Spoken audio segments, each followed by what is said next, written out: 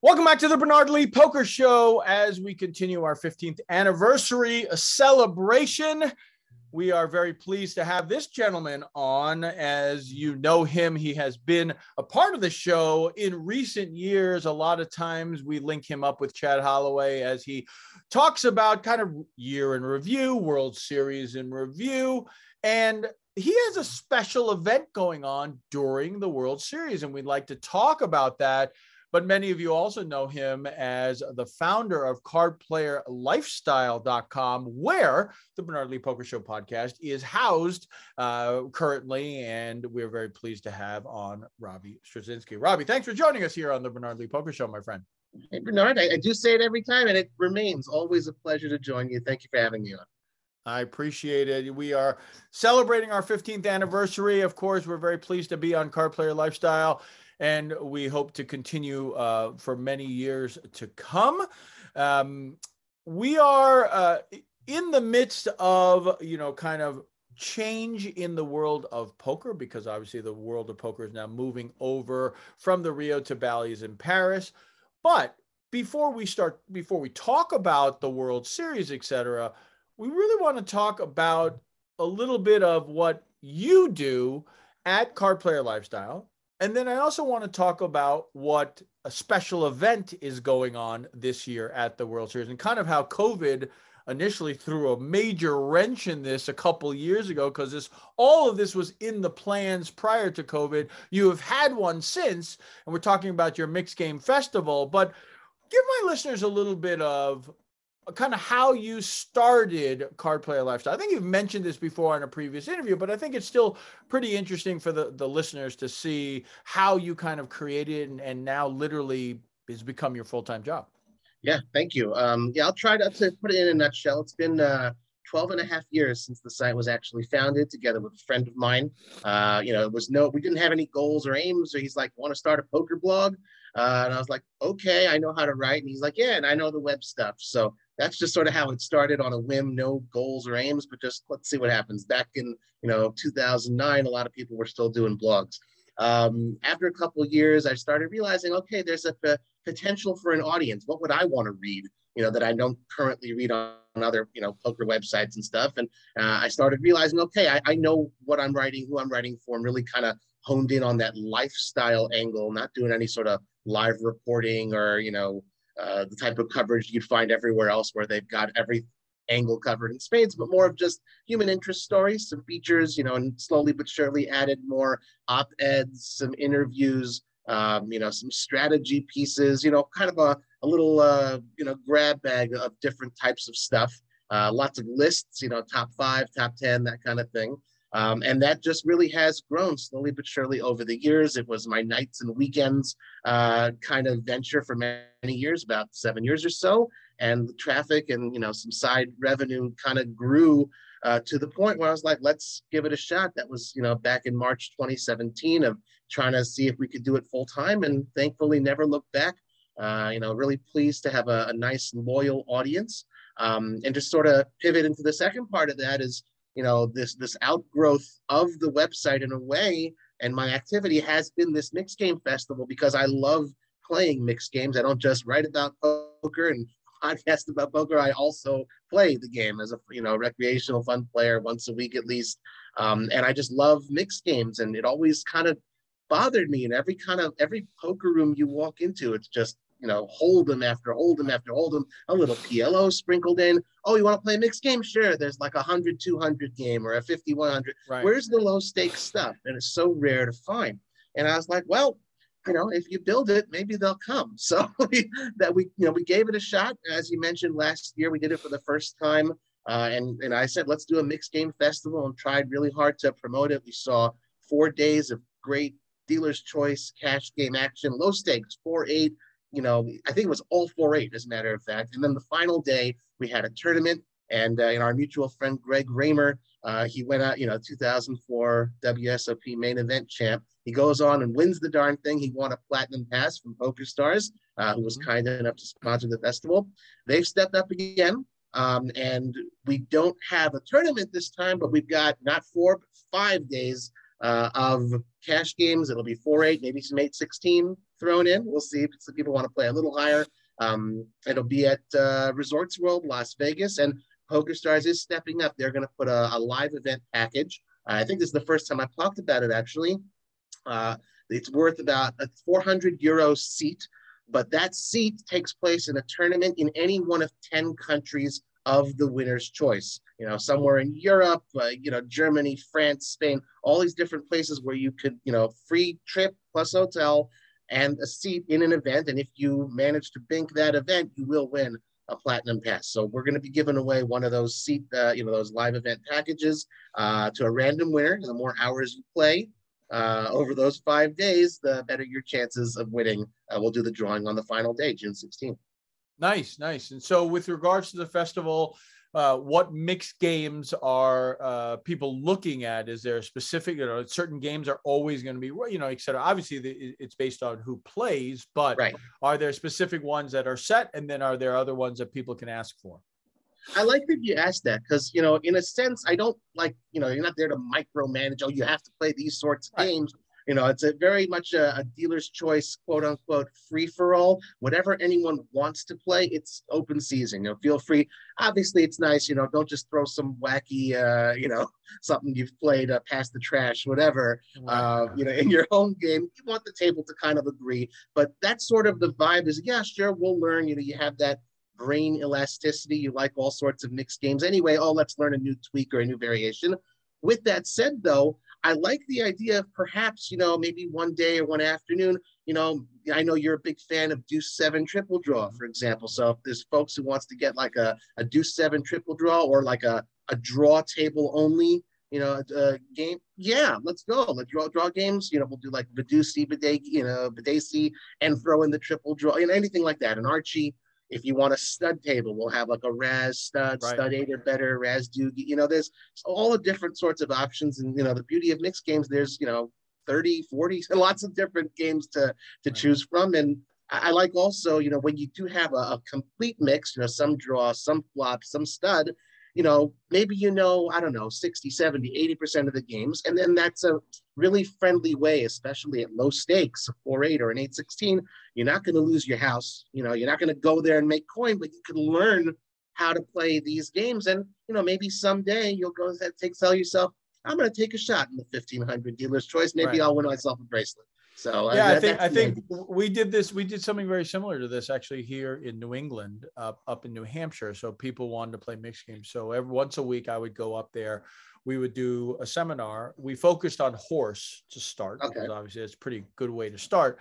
And then we started branching out to Deuce to 7, et cetera, et cetera. So basically what we did was you chose a week, you would come. So you could do something similar to that. Hey, this is stud day.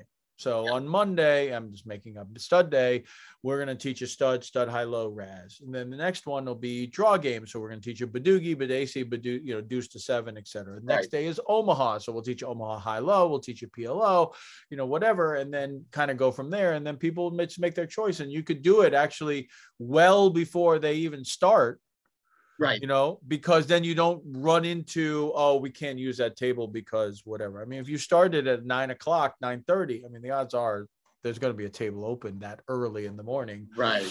And you get, and if people are wanting to have a free lesson from somebody who knows what they're talking about, I mean, you can't get better than that. Right. And so that's really kind of, and then they show up, and then you could even do like a beginner's 2-4 game. Right. Listen, if you came to this session early and you just learn how to play, we'll have a specific 2-4 game. And by the way, no one can join that game unless you came to that previous session, because you don't want somebody who knows the game so well to go in there and then ruin it for those people, right? You really have the right crowd there, for sure. Right. Yeah. And of course, with regards to mixed games, it's very important for them to enjoy it, because if they don't enjoy it right front, they're just not going to play it, right? And so, and I love the fact that you're trying to grow poker in the sense of different games, right? And there's so I think that's just kind of important. And also, we're trying to create sort of that fun atmosphere besides it being low stakes. So you really have absolute minimal risk as far as bankroll. You take $100, $200 and you could be playing the entire day. Genuinely, the rake is super low, $4 max rake per pot, which, I think is pretty much the best in Las Vegas. There's 30 tables in the room, and every single dealer is what I love. Like, it's the most incredible, impressive staff. They know all of the games as well, and they make you feel right at home, very efficient, friendly, it's almost like they're part of the game in a very, very good way as well. Like, super great dealers. And also, we're calling it a festival because we're trying to create a very festive atmosphere. We've got a whole bunch of free merch. Our good friend Tana Karn from RunGoodGear, he puts t-shirts together. We'll be giving those out. We got from Faded Spade, Tom Wheaton. We're going to have, I don't know exactly what, maybe some card decks that will be given out. Poker Go's got a bunch of merch that will be given out. Just all you have to do is come, and you might win this stuff. And Stars also, they threw in some $100 vouchers for the Stars store, Poker Stars, so you can go ahead and get some free merchandise. So we'll be giving away some books, and this is really cool. You weren't able to come last year, but I'm so happy you're going to come this year, Bernard. For folks who don't know, you're going to be there on Monday, June 13th, signing your Poker Satellite Strategy book, Poker Satellite Success book with an exclamation mark. I remember that. Yeah. No, we're looking forward to it. I'll be there on that Monday. That's the day Deuce to Seven single draw tournament will be at the World Series. So mixed games will be obviously a front and center in my mind as we start out. And so I'm looking forward to it. And I'm looking forward to coming and seeing. And I'm not sure if I can play much because obviously I got a 3 o'clock to get going. And it's a great thing. I like resorts. Know the poker room manager Gary well there, and he used to be out here in Boston, and so we had talked previously a lot. And I actually met with him last time at the World Series. So looking forward to coming out. Definitely come by. I'll sign a copy for you for Poker Satellite Success, and we'll get everyone out there, and hopefully we'll have a good time. Cool. And I just want to say also, if, everyone's schedule is always so busy during the World Series, some days, I've got this going on, or I got to meet this person. So 5 days we've got, besides Bernard, if you're not able to make it on the Monday when you're there, we have Greg Raymer. He's going to be showing up and signing his book, another D&B classic, Fossil Man's Winning Strategies. Dylan Lindy, he's going to be coming on Sunday to kick off the festival with his Mastering Mixed Games book. We've got Chris Wallace, who has a book. He hasn't yet revealed exactly, but it is about horse. So that'll be pretty cool. He'll be there signing. And another good mutual friend of ours, Ellie Elezra, will be coming on the final day and doing a signing of his autobiography. So come meet the celebs, take some selfies, and, have some fun playing mixed games. Yeah. So it's fantastic. And obviously a lot of our favorites, a lot of our friends who will be there, and it'll be a great thing. What's your favorite mixed games when you play?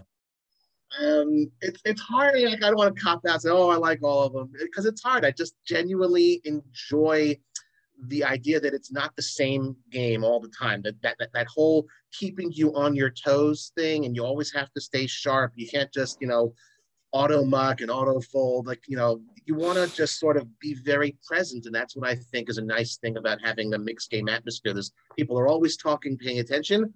And in that regard, I would have to say probably a stud or a stud 8 are my favorite games, specifically because you really do have to pay so much attention to which cards are face up at the table and have that card memory. I think it's just good for the brain. That's good, mental exercise, keeps you on your toes, keeps you young as you get older, and you remember what was on the board. So those are my favorites. And anyone who wants to call one of those, I don't know, I'll get you a free drink. So this is a lot of dealer's choice more than just like it's a set horse or something along those lines. Yeah, absolutely. Yeah. So that's got very similar. We do this, my home game. So our area of our town, the school system is Loker, Loker. So our game in our area is actually fairly known to most of the players in the Massachusetts/New England, because it's actually been written up in the paper a bunch of times. Because if I get a column about myself, I'll mention that I play in a game called Loker Poker. And so our game is a 10-20 mixed game, dealer's choice. Nice. There are some funky variations that they do. I jokingly call some of them carnival games, but I'll tell people, and then people can actually be funny. It's basically Big O but you can use all 5 cards. Oh, So if you're playing Omaha high, basically big O, Omaha high low 8 or better, right, and there's no low on the board, and you right. get dealt 1, A 2, wheel. 5, 7, 8. Right, sure. You get the low. Yeah. While everyone else is battling out the high, you get the low. It's And so almost it like sounds a like drama. it sounds like an interesting scenario, but it actually has happened where 2 people have had low with no Oh, low on wow. the board. Wow. We've also, yeah, go ahead. yeah, we've also had the scenario where somebody was dealt 4 of a kind in their hand and got beat by a straight flush on the board. Ooh. Yeah, isn't that crazy? Like we've had weird things like so like somebody has like the nut on the board, but somebody beats them in their hand. So Sure. so that's a very interesting twist that we have on that.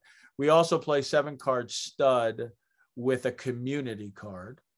So, Okay. and you get dealt it right away. So you get 2 down, 1 up, and 1 in the middle. So you really get dealt 4 cards right away. So it's basically, in a lot of respects, 8-card stud. Interesting. And then we play 5-card stud, exact same way, community card, but it's a 10 low qualifier, not an 8 low qualifier, because there's only 5 cards. Cool. Right? So I do want to say one thing of like just you saying of like you know, the big bet games or something like that. Now, again, like I said, I'm not going to micromanage. No one's going to do that. Anyone can go ahead and attend, play whatever they want. But generally speaking, the vibe is, you know, kind of stick to limit games. Sure. So no one gets hurt. You know what I mean? Like, you know, no one's really. Well, that's the whole intent of what you're saying, right? Like you don't want deuce to 7, like basically Jack's big bet game, right? So his big bet's no limit, PLO, deuce to 7, single draw, deuce to 7, triple draw, PLO, you know, pot limit, you know, that kind of stuff. I've always said my suggestion has been to do a deuce to 7, no limit hold'em, mixed, you know, split 50-50. And basically have it six or 7 handed. So it's a short-handed, no limit game, which people love. And then they will learn how to play deuce to 7 single draw. Right. I think it would just explode single draw. I really do. I think it could increase single draw because everyone's just going to look at it and be like, well, I know half of the game. That's easy. How hard can the other half be? I mean, come on. Like, I mean, people are signing up for deuce to 7 single draw, no limit just because it says no limit.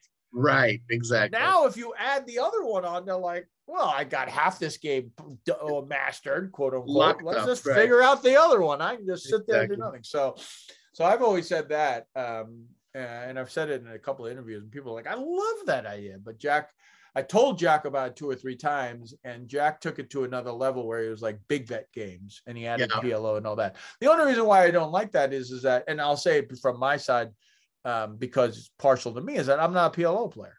Right. And then I'm not, you know, like, you're discouraging people who don't play. Again, I'm being very specific that I want to grow deuce to 7 single draw. He's just trying to like grow all these games. That's fine. You know, I mean, I'm not blaming Jack. I'm just saying I have a different purpose than he does, obviously. So now you're sitting in a hotel room. If you're watching on YouTube, you can see him over here. Whoops, arrows. He's over there, right? Yeah. He's over there in his hotel room.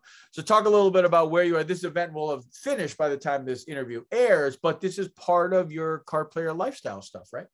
Yeah. So I'm at Choctaw. I'm in Oklahoma for the first time in a place called Durant. Really nice, really beautiful place, Choctaw Casino and Resort. It is. Here for the WPT, you know, the World Poker Tour 2022 main event here. I think, you know, as we speak, you know, in a couple hours from now, they're going to resume play day 3. They're down to 36 players. They had over 747 players in the main event, like a $2.5 million prize pool, $3,800 prize point there. And yeah, what I do, you know, occasionally I'm able to have the opportunities to go to events like these and, you know, do some in-person coverage. And again, you know, just like what I said, sort of when I started out, not what the other sites do. I'm not there standing and doing live reporting and, you know, man wins or women wins poker tournament. I don't try to do that. I try to find some unique lifestyle-like angle. As a matter of fact, you know, after we finish this, I'll hopefully be publishing another one sort of like, you know, top 10 things to do away from the felt at Choctaw Casino, because sure, everyone knows, come for the WPT, come for the big events, the poker room's phenomenal, but you know, what else is there to do out, you know, in the middle of nowhere, so to speak, and you know, try to give that sort of a unique angle. I don't think anyone else is doing that, so that's what I try to do with Card Player Lifestyle, and occasionally when you kind of luck into a really cool person's story, I don't know, some grandpa, his kids got him, a gift, all 15 of them grandkids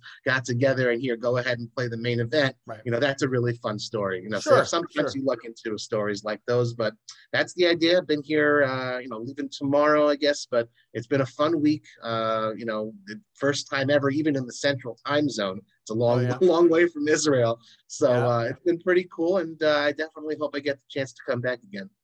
Yeah,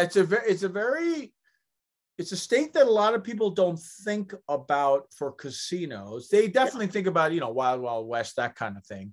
But it is a state that has some really, really nice casinos. You talk about Choctaw, right? WinStar. Yep. You've got Hard Rock Tulsa, the home of Run Good Poker Series. Yep. But also the Run Good Poker Series started in downstream in Quapaw, Oklahoma, right outside of Missouri. So there's a lot of casinos in Oklahoma that are, you just wouldn't think about. I mean, there are a lot of places in this country, like people just, every time you talk about poker, like, oh, you must go to Atlantic City and Las Vegas a lot. Right. Actually, I really don't. I don't. I know I go once a year. There's so many casinos around so many different states. Like people would just, if you're not paying attention, people would no idea. Like, really, that state has a casino? Yeah, they do. Right, and I think it was pretty cool. I mean, you say Oklahoma, where's that? But it's about a little over an hour from Dallas. It's not that far. You can make the drive and go back, sleep in your bed the same day. And something I learned while I was here, you only have to be 18 years old to play. Right. So that's a nice thing as well. And they made actually a funny announcement for the World Poker Tour event. They said, if you are between 18 and 20 years old, please see an official right away. And if you make the final table, you got a problem. Exactly, because the final table is held in Las Vegas. Las Vegas, right? You're going to have a problem, right? Yeah. It's happened. They had it at Florida, same thing, 18. If you, the year that they had it, it was you win the main event, then you get a seat into the Tournament of Champions. Right. I want to say his name was John Reardon. So he won it in Florida. Guess what? He was 19 or 20 or whatever. He was under 21. Right. And now he couldn't play. He couldn't play in the. He couldn't play. I mean, there are worse problems to face, I guess. But still, I understand, but like it's a free roll that you lose out on, right. And people were saying like, can he just wait a year or two? And they're like, no, it's that's part of the prize pool. It is what it is. So, unfortunate for him, but such is life. But we're looking forward again. The Mixed Game Festival at Las Vegas Resorts, and it'll be held from June 12th through the 17th. Am I correct in that? 16th, yeah. 16th. Okay, so 5 days. That's right, 5 days for the event. I'll be there on the 13th signing, but there'll be many other people as well. What hours are they going to be from? Good question. I'm hoping that things will kick off at 11 a.m. each morning. It's a good time. You can sleep late, sleep in, have a nice breakfast, and we're hopefully try to kick off each day with that book signing. Get a little bit of a crowd together, and once the games start rolling, then they'll just continue until morning light. We'll see. It's nice to sort of see. Obviously, not everyone's going to go ahead and grind 16-hour days or anything. So you see a revolving cast of characters. A lot of folks I know and as well have said, "Oh, I'll pop in for a little bit." Or it's a nice place. I'm not competing with any of the numerous tournament series around town or the World Series. It's just come, relax, enjoy yourself, splash around a little bit. Maybe you'll win something and just have a good time. So, you can come for an hour, come for 3 days, come for 10 hours, whatever you'd like. And hopefully we'll start at 11 a.m. each morning. Yeah, well, sounds great. Sounds like a great tournament. It will be, not tournament, it's festival. It will be a lot of fun. Looking forward to seeing you and everyone Likewise. out there. When we come back, we're going to talk more with Robbie about his thoughts about the 2022 WSOP when we return as we continue the 15th anniversary celebration of the Bernard Lee Poker Show.